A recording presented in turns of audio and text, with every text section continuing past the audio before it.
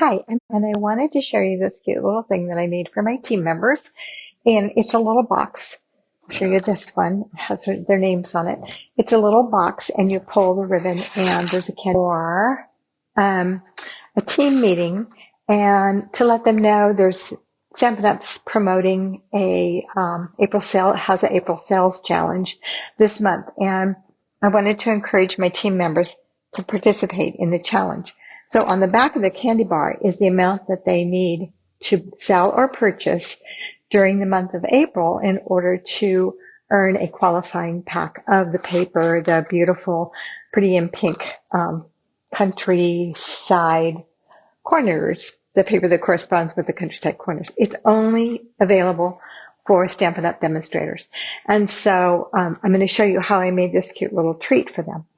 So I'm using a card, one of the cards that Stampin' Up! Has just put out, and it's the new join cards. We no longer have a join brochure. We have a card now, and it's 4 1/4 by 5 1/2. And I'm sorry about my hand shaking. I was out blowing leaves earlier, so my right hand is shaking quite a bit. So anyway, let's go on. So I'm going to take this card, and I have a piece of the new Summer Splash that I'm going to use with it. And I'm going to score it at 1 inch on each side. And I have to score, and I have to do this right because this is the last card I have.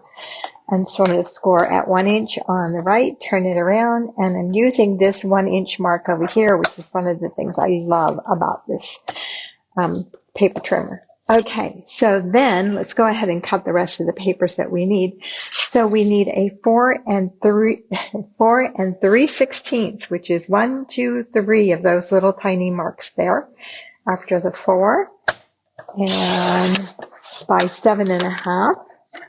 Let me open up my arm here. And so by 7 1/2 right there. And then I need one that is 4 1/4 by 5 1/2, which is exactly the same size as that card. 4 1/4. That way, I probably should have gone the other way. It would have given me more out of it. By 5 1/2. Cut that one the wrong way, didn't I? Now I have this little bit of scrap, and that's okay. We'll use it somewhere else.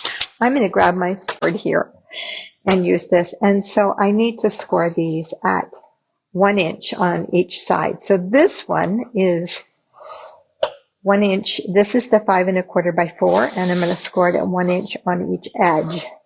So that will be the same as the box, basically. And this one I'm going to score at 1 inch on each side, including the ends. Okay.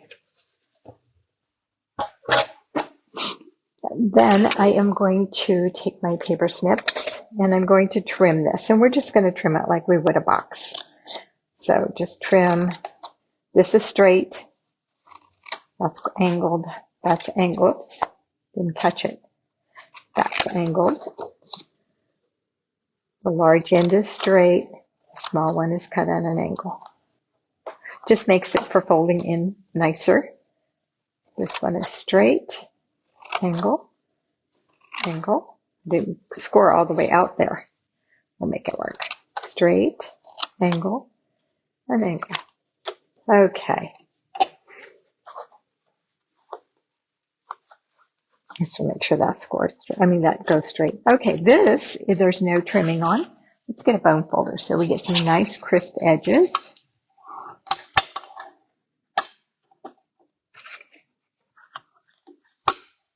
So this one was a 5 1/4 by 4, and 5 1/2 by 4 1/4, and so is my card. This one. And let's just fold that over.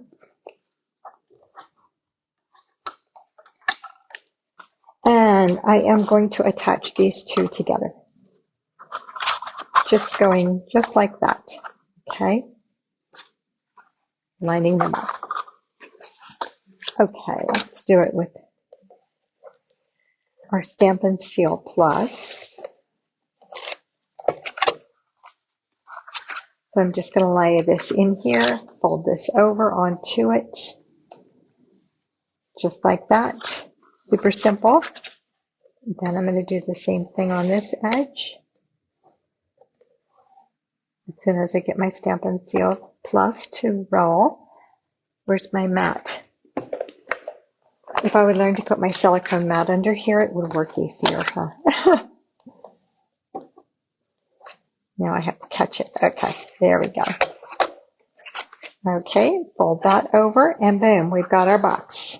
Okay, I am going to take I have a crocodile, and I'm just going to take my crocodile and go through right up here and punch a hole, just like that. If you don't have that, then just use a hole punch to punch a hole in the top of that. Okay, let's fold our box up here. This is a super simple project.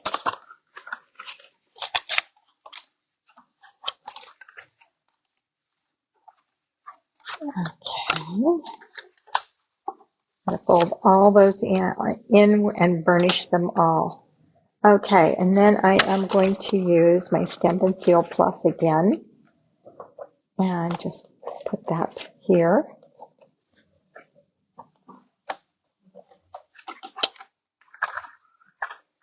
Bad when you're right-handed and your right hand is the one that's shaking so much. I could hardly hold my glass when I had lunch. Or my sandwich. Okay. So let's fold that up.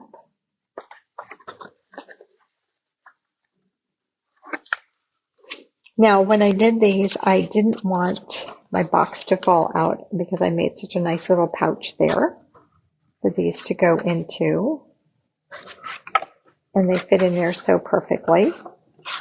But they will have a tendency to slide, especially to put something in there like a candy bar. So I took my ribbon, which is the 3/8 inch, and this is Summer Splash. And I fed it through the hole.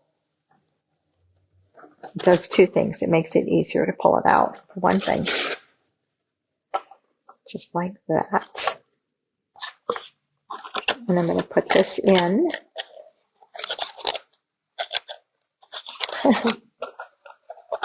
Just like that.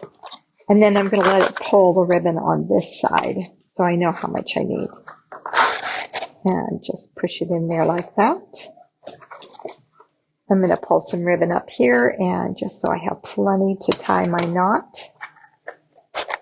I'm going to even that out a little. Just tie a knot like so.